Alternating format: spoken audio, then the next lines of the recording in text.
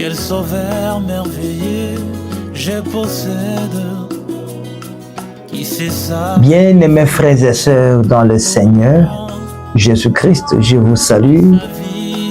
Je vous espère tellement nombreux, vous qui me recevez sur vos écrans, dans le cadre de ce programme spécial d'évangélisation initié par l'église de Nephtali Tabernacle de Kananga, dont je suis le pasteur responsable. Pour ceux qui ne me connaissent pas, je m'appelle Frère Pierre Bibombe. Je suis le pasteur de l'église de Nephtali Tabernacle basée dans la ville de Kananga. Donc, désormais, vous allez commencer à me recevoir dans le cadre de ce programme spécial d'évangélisation que nous avons nommé Écoutez-les. Écoutez-les est un programme qui consiste à approcher Jésus-Christ auprès de ceux qui en ont besoin, de ceux qui ont besoin de lui. Vous savez, l'évangile est une lumière. Jésus-Christ lui-même, il est la lumière du monde. Ceux qui croient en lui deviendront la lumière. Et cette lumière va se propager au fil du temps. Donc, nous pensons que nous avons reçu aussi une part de la lumière. Et nous voulons aussi apporter aux bien-aimés frères et sœurs qui veulent entendre parler de Jésus-Christ. Parce que nous vivons dans les temps de la fin. Sans tarder, j'aimerais d'abord lire une écriture de la Bible avant de décortiquer un petit message qui était sur mon cœur. Peut-être avec l'aide du Saint-Esprit, le Seigneur pourra nous assister. J'ai lu dans ma Bible 1 Jean chapitre 5. Je vais commencer au verset 3e jusqu'en descendant. J'ai lu « Car l'amour de Dieu consiste à garder ses commandements. Et ces commandements ne sont pas pénibles, parce que tout ce qui est né de Dieu triomphe du monde. Et la victoire qui triomphe du monde, c'est notre foi. Qui est celui qui a triomphé du monde? Sinon, celui qui croit que Jésus est le Fils de Dieu. C'est lui, Jésus-Christ, qui est venu avec de l'eau et du sang, non avec l'eau seulement, mais avec l'eau et le sang. Et c'est l'Esprit qui rend témoignage, parce que l'Esprit est la vérité. Que Dieu ajoute ses bénédictions à la lecture de sa parole. J'aimerais faire un mot de prière. Seigneur notre Père, nous venons de lire ta parole. Assiste-nous. C'est toi qui es l'interprète de ta propre parole, Seigneur. Chaque âme qui a soif de ta justice en ce moment, Père Céleste, fais en sorte que cette âme voie la lumière, reçoive cette lumière. Que cette parole devienne la chair humaine dans la vie de tes enfants, Père. Conduis-moi, donne-moi des paroles qui peuvent convaincre, qui peuvent soutenir, Seigneur, la position d'un enfant de Dieu en Christ. Assiste-moi du début jusqu'à la fin pour la gloire de ton nom, au nom de Jésus-Christ. Amen. Voilà, je suis tellement content, mes bien-aimés frères, pour parler du Seigneur Jésus-Christ. Chaque chose a son temps, comme les Saintes Écritures le disent, il y a un temps pour toutes choses, un temps pour rire, un temps pour manger, un temps pour chanter, un temps pour aussi écouter la parole de Dieu. C'est une belle opportunité que nous puissions quand même parler de Jésus-Christ. J'ai un petit message. J'ai intitulé « La foi, c'est notre victoire ». Moi, je suis croyant du message du temps de la fin tel que apporté par le prophète William Marion Branham. J'ai toujours aimé beaucoup lire les prophètes. Dans ces sermons que je venais de dire, la foi c'est notre victoire, prêché un certain samedi 4 novembre 58. Alors, frère Branham dit que nous, aujourd'hui, nous avons la foi dans nos médecins. Nous avons la foi. Quand vous êtes malade, vous vous approchez auprès de votre médecin. S'il vous dit qu'il faut vous hospitaliser, vous ne doutez pas. Vous vous préparez pour aller à l'hôpital. S'il estime que ce n'est pas nécessaire d'être hospitalisé, il vous fait une ordonnance.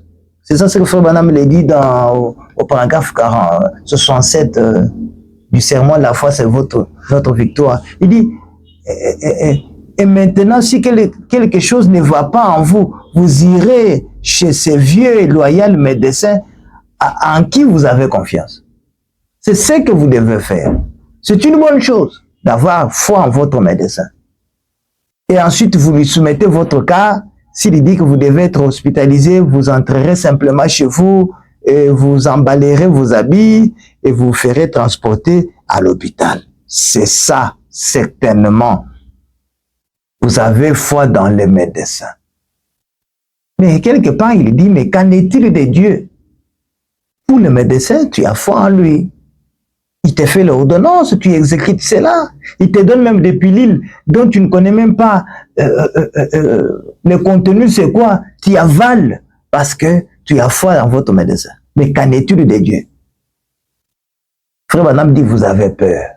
Vous avez peur d'avaler quelques pilules de l'évangile. C'est ça ce que les gens ont peur aujourd'hui. Les gens sont malades aujourd'hui parce qu'ils ont peur d'avaler quelques pilules de l'évangile. Non seulement malades, les gens ne sont pas seulement malades, il y a même des gens qui sont morts, quoique vivants. Parce que la maladie que les gens apprécient, peuvent voir, c'est la maladie du corps. Mais la maladie de l'âme, personne ne voit. Il y a beaucoup d'âmes qui sont malades aujourd'hui, dans les églises, qui meurent sur le seuil des églises. Des gens, aujourd'hui, au lieu d'amener les gens vers le Christ, nous amenons les gens à nos doctrines, nous amenons les gens à être derrière nous, nous amenons les gens à nous défendre. Mais qu'en est-il de Jésus-Christ? On ne se préoccupe pas si les âmes sont guéries. Frère Branham dit, il vous faut que vous avaliez quelques pilules de l'évangile. Quelle est cette pilule, par exemple? Pax Maître-Sûr, vous avez été guéri. Les gens ne croient pas en cela, à la guérison divine aujourd'hui. Non, nous croyons. Le médecin ne guérisse pas. Le médecin nous soigne. Mais c'est Dieu qui guérit. C'est lui le guérisseur. Par ce maître sûr, vous avez été guéri. Et quand vous avez la foi dans cette pilule de l'évangile, alors la foi, c'est la victoire qui triomphe du monde. La foi deviendra la victoire, une victoire réelle qui triomphe du monde. Branham dit, avalez cela et voyez ce qui arrive. Oh là là. C'était juste une parenthèse. Je voudrais attaquer un petit problème, un petit sujet qui était sur mon cœur. Je voudrais relever l'histoire d'un personnage de la Bible que beaucoup de gens connaissent. Il s'appelle Samson. Cette histoire, je pense que vous pouvez trouver ça dans Juge, chapitre 15, si je ne me trompe pas, en descendant. On vous parle de l'histoire de Samson et de cette femme Delilah. Samson, beaucoup de philosophes le dessinent comme un gaillard, un homme vraiment élancé par rapport à la force qu'il avait, et ce qui n'est pas vrai. Moi, mon prophète me dit que Samson était un beau d'homme, mais la force qu'il avait venait de Dieu. Ce n'était pas sa force. Cet homme est né suite à la recommandation de l'ange qui avait rencontré sa mère dans les champs. L'ange lui a dit, toi, tu naîtras un homme. Un homme viendra. L'ange avait donné une conduite à la mère de Samson pour lui dire, tu ne prendras ni liqueur, ni vin, parce que cet enfant sera consacré dès le ventre de sa mère. Et quand cet enfant est venu au monde, il était venu avec une mission de délivrer Israël qui était sous l'esclavagisme des Philistins. Israël fut dominé du temps de Samson par les Philistins. Et Samson, quand il a commencé son ministère, si je peux l'appeler ainsi, il avait de la puissance. Un jour, les Philistins l'ont tendu un piège. Il a cherché une mâchoire d'âne. Il a tué plus de 1000 personnes. Quelle force! Un homme qui pouvait transporter les portails de la ville avec le poteau et le linton, il le met sur son dos, il monte avec ça à la colline. Quelle puissance!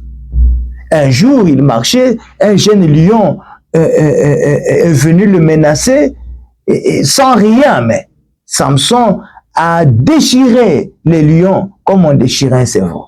Quelle puissance! Alors tous les Philistins ont commencé à comploter contre lui. Mais cet homme, d'où vient sa puissance? Et Frère Branham, en tant que révélateur, il compare Samson comme l'Église aujourd'hui. L'Église primitive avait commencé avec la puissance, avec la démonstration du Saint-Esprit. Aujourd'hui, l'Église est malade. L'Église est rasée. L'Église est restée sans puissance. Le diable s'est accaparé de l'Église aujourd'hui. Et cette Église dont je parle, c'est toi, individuellement. C'est moi, personnellement. C'est ça la véritable Église. Et ce ne sont pas nos hangars que nous avons construits. Non. L'Église, c'est l'individu. C'est pourquoi ce message du temps de la fin, de Malachie 4, est venu préparer, construire des individus et non des églises. Des individus. Samson, quand il avait Dieu, le départ était bon. Voyez-vous, un homme qui avait de la puissance. Mais il est allé aimer une femme philistine, Delilah. Et quand les Philistins ont appris que ce gars est allé tomber amoureux d'une femme de leur tribu, de leur nationalité, alors ils ont dit à la femme, flatte-le, qu'il te dise d'où vient sa force. Et c'est ça la condition de l'Église aujourd'hui. Delilah voulait découvrir le secret de la puissance de Samson pour bien le détruire. Et le diable nous a eu aujourd'hui dans l'Église. Quand il lui a dit, voilà, je suis un homme consacré, il lui a ouvert le cœur pour lui dire le secret. Le rasoir n'a point passé sur ma tête. Si les rasoirs passeraient sur ma tête, je serais faible, je serais comme n'importe homme. Alors la femme est allée dire, voilà, maintenant il m'a ouvert son cœur, venez. Samson est resté faible, endormi dans les bras de cette femme. Et on a coupé ses cheveux. Donc voyez-vous un peu, aujourd'hui, il est devenu faible. Il pensait qu'il allait se réveiller comme d'habitude avec la puissance pour détruire les Philistins. Au contraire, c'était sa propre destruction. Dieu l'avait quitté sans qu'il se rende compte. Bien-aimés frères, quand vous marchez avec Dieu, quand vous avez le commandement de Dieu, Dieu sera avec vous. Quand vous vivez sa parole, il vous soutiendra. Mais quand vous vous éloignez de lui, il vous quittera peut-être sans que vous vous rendiez compte. Que le Seigneur Jésus-Christ vous bénisse. Je pense que nous allons continuer peut-être avec cette exhortation, peut-être prochainement, le temps que nous puissions d'abord un peu méditer sur l'introduction, parce que c'est un nouveau programme qui va commencer à passer sur le compte YouTube, sur la page Facebook de Nephtali Tabernacle. Vous allez commencer à recevoir ce genre d'exhortation, d'enseignement. Aujourd'hui, ce n'est que le début. En tout cas, que Dieu vous bénisse. Je remercie infiniment mon équipe technique de l'Église qui a rendu cela possible pour que je m'approche de vous à travers vos téléphones. Vous pouvez quand même suivre une exhortation de l'Évangile. Voilà. Je pense que je pourrais continuer prochainement. Je vous salue, je vous souhaite toutes les bénédictions de la part du Seigneur. C'était votre bien-aimé frère Pierre Bibombe, pasteur de Nephtali Tabernacle de Canaan. Shalom.